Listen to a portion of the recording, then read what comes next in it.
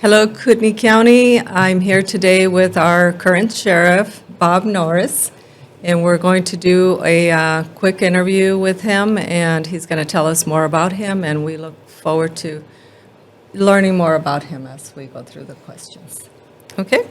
So your first question is, being a sheriff is not an easy job, so why do you want to run for sheriff again?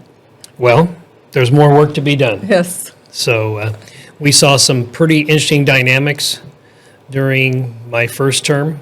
Certainly coming into office during COVID, protecting your rights is absolutely something that I did. I did on my first day in office, and we continued that throughout my first term, and I'm going to continue to do that. We saw those dynamics here that there's still an assault on our rights, and I see that it's going to continue. So I want to continue to do that. If you live in the county area or an area patrolled by the sheriff's office, crime is down. So we want to continue to keep your community safe. We certainly want to do that. And we want to enlarge our volunteer services program. We currently have 205, and I'd like to go to 410. Wow. So there's still more work to be done. Wow. I didn't know that. Yeah. Good to know. And what are your top three priorities for the sheriff's office? Well, we're going to continue on some of our initiatives that we already did. We obviously are probably the most community-engaged sheriff's office and sheriff. I've been told that on many, many occasions and in many different forums that, you are the most community-engaged sheriff this county has ever seen. And I've developed those communication loops on purpose. And we've raised the profile of the sheriff's office on purpose. So we want to continue with our community engagement. We're very, very concerned with the amount of fentanyl that's coming into our community.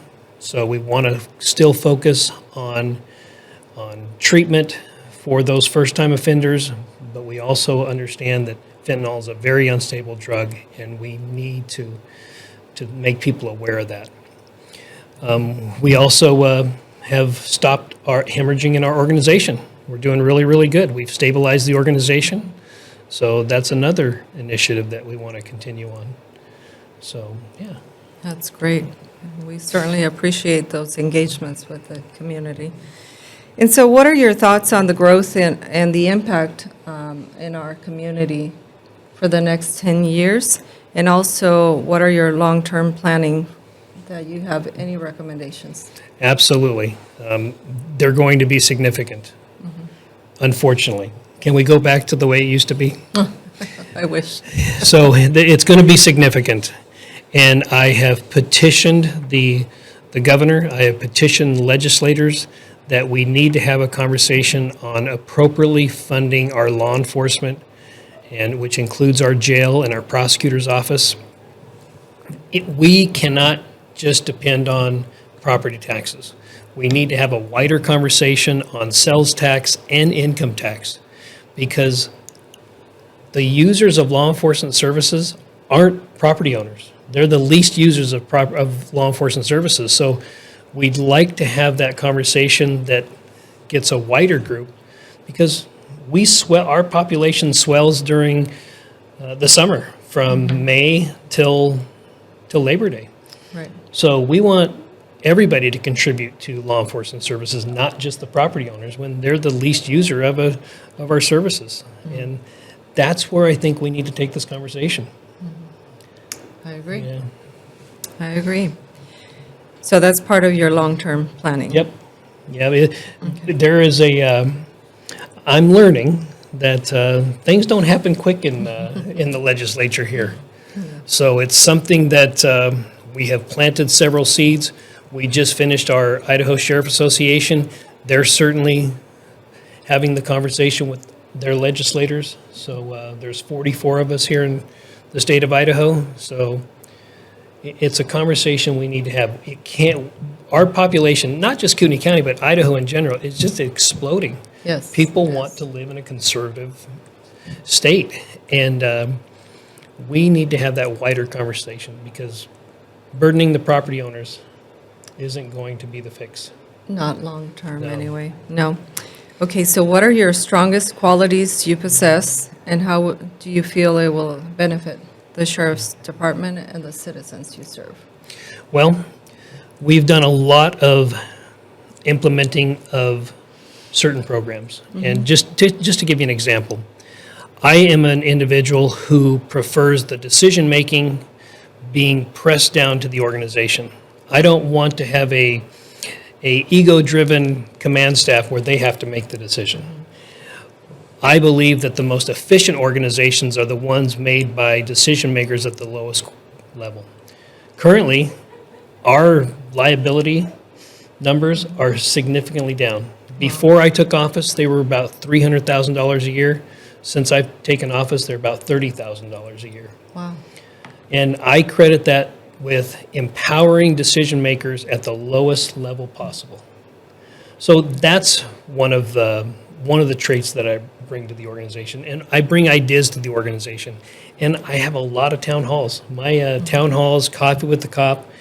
If you don't agree with what my positions are, and if I opposed or supported something in the legislature, you certainly can find me and have a conversation with me to say, hey, you know what, that fentanyl bill, I don't agree with it. Well, I said, I have the pulse of this community pretty good, and I believe that they do want a law and order community. So I bring that type of personality to want to go out to the community. I want to engage the community, and we do surveys in the community. At many of our town halls, we do these surveys, and we want to hear from them what their priorities are. So that's great. what I bring. That's great. Anything else that you have done or that you plan to do that you haven't covered? You know what? Illegal immigration is a concern of mine. We are talking to our legislators to ensure that they give us the tools that we need to fight illegal immigration. I just had a conversation with those 43 other sheriffs this past couple of days, and I said, hey, we need to strengthen the laws that people that come here illegally often commit, such as forged driver's license, forged social security cards, forged birth certificates. That's where we need to have this conversation so we can harden Idaho's borders. We can't do much with the southern border, but we can do something to secure Idaho's borders. Great. Now, this is not part of your question, so feel free to answer or not. But on that topic, how can we verify if there are false driver's license or work permits? Is there anything? Oh, yeah. Well, we got a bill passed through the House, but it didn't make it through the Senate that has those types of e-verify systems, but here for Idaho. Okay. So that's probably something that's going to take another year or two. So it's not currently in place? Yeah, it's not currently in place. So That would be great. yeah. Anything else? You're going through so fast. You know what? No, I think we're good on. Okay.